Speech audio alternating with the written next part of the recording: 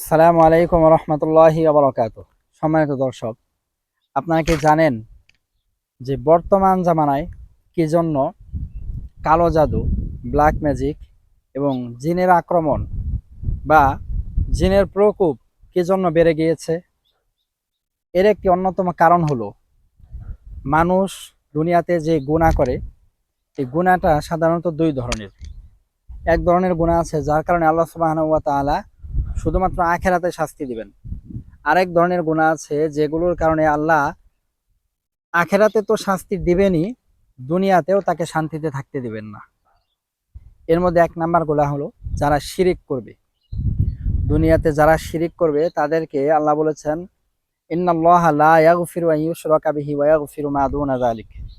আল্লাহ সুবহানাহু ওয়া তাআলার সাথে যে ব্যক্তি শিরিক করবে তাকে আল্লাহ তাআলা ক্ষমা করবেন না। এছাড়া অন্য যে কোনো গুনাহ আল্লাহ তাআলা ক্ষমা করতে পারেন। দুই নাম্বার হলো যারা নামাজ পরিত্যাগ করবে। তিন নাম্বার হলো যারা পিতামাতার নাফরমানি করবে। পিতামাতার সাথে যাদের সম্পর্ক ভালো থাকবে না, পিতামাতাকে যারা ফ্যামিলির জন্য বোঝা মনে করবে, পিতামাতার হক যারা আদায় করবে না। 4 নাম্বার হলো যারা সুদ খাবে। 5 নাম্বার হলো যারা অশ্লীলতায় লিপ্ত হবে, জিনা, ব্যভিচার, পরকিয়া ইত্যাদি। এই ধরনের গুনাহে যারা লিপ্ত হবে, আল্লাহ সুবহানাহু ওয়া তাআলা তাদেরকে আখিরাতে শাস্তি তো দিবেনই, দুনিয়াতেও তাদেরকে শাস্তি দিবেন।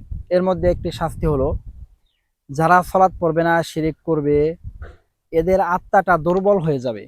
এরা অসুস্থ মানুষের মতো পৃথিবীতে বসবাস করবে। কোরআন হাদিস অনুযায়ী এগুলো বোঝা যায়। অসুস্থ মানুষের মতো তারা দুনিয়াতে বসবাস করবে, অর্থাৎ তারা আত্মিক যন্ত্রণার মধ্যে থাকবে। এই আত্মিক যন্ত্রণা থেকে তাদের মধ্যে সৃষ্টি হবে দৈহিক যন্ত্রণা। শারীরিকভাবে তারা ভেঙে পড়বে। আর যখন কোনো মানুষ আত্মিকভাবে দুর্বল হয়ে যায়, শারীরিকভাবে ভেঙে পড়ে, ঠিক তখনই কালো জাদু, ব্ল্যাক ম্যাজিক এবং জিনদের যে প্রকোপ, এটা তাদের মধ্যে কাজ করে। এই সকল মানুষের মধ্যে দুষ্ট জিনেরা এসে বাসা বাঁধে। সুতরাং আমরা যদি দুষ্ট জিনদের আক্রমণ থেকে বাঁচতে চাই, আমরা যদি ব্ল্যাক ম্যাজিক থেকে বাঁচতে চাই, তাহলে আমাদেরকে কখনোই শিরক করা যাবে না। 5 ওয়াক্ত সালাত আদায় করতে হবে, বাবা মার সাথে ভালো আচরণ করতে হবে, গোটা ফ্যামিলিতে একটা ভারসাম্য বজায় রেখে চলতে হবে। সকল ধরনের অশ্লীলতা এবং গুনাহ থেকে আমাদেরকে দূরে থাকতে হবে। তাহলে আমরা দুনিয়াতেও ভালো থাকবো, ইনশাআল্লাহ আখিরাতেও ভালো থাকবো।